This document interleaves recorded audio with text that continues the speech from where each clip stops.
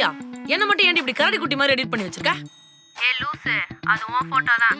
தூங்காம கண்ணை சுத்தி கருவளை வந்து கிடக்கு. மோல போய் கரடியை பாரு எருமை.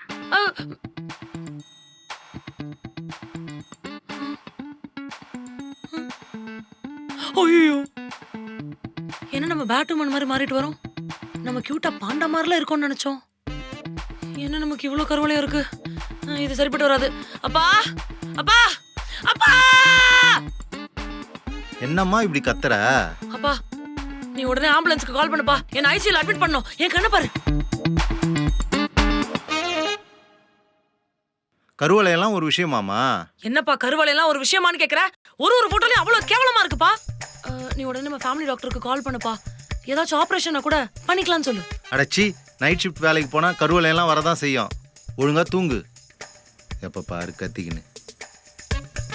ஓ, நைட் ஷிஃப்ட் வேலை பார்க்கறதுனால தான் இப்படி இருக்குல்ல. சீக்கிரமா டிஎல் கிட்ட பேசி ஷிஃப்ட்டை மாத்தணும். கருவளை வந்துருச்சு.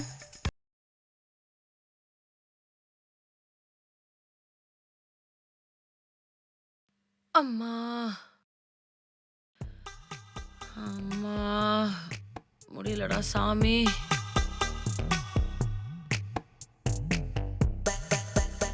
அர்ச்சனா, பா என்னம்மா ஏதோ சுரங்கத்துல வேலை செஞ்சுட்டு வர மாதிரி வந்திருக்க?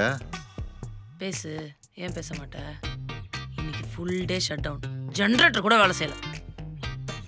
உனக்கும் இங்க ஃபுல் டே ஷட் டவுன் இருந்தா அப்ப என் கஷ்டம் தெரியும். சரி, இரு டிஃபன் எடுத்துட்டு வரேன்.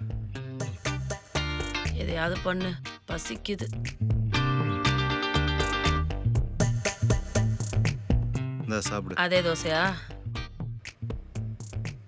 அர்ச்சனா, உன்கிட்ட ஒரு முக்கியமான விஷயம் சொல்லணுமா? உனக்கு இது கல்யாண வயசு.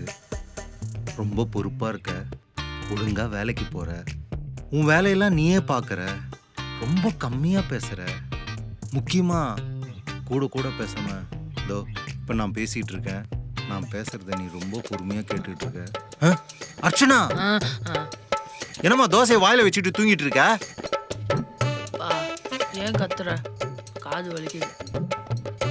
உனக்குலாம் மனசாட்சியே இல்லைல்ல? ஒருத்தி மாடு மாதிரி வேலை பார்த்துட்டு வந்திருக்கேன். எங்கன்னா பாவம் பார்க்குறியா? எந்த எரும மாடுமா ஏசியில் வேலை பார்க்குது? இந்த வியாக்கியானம் பேசுவோம் பொண்டாட்டி மாறு நல்லா. ஒரு குழந்தை வேலை பார்த்துட்டு வருது, அதை எழுப்பலாமான்னு ஏதாவது பாவம் பார்க்குறியா? நீலாம் ஒரு அப்பன்.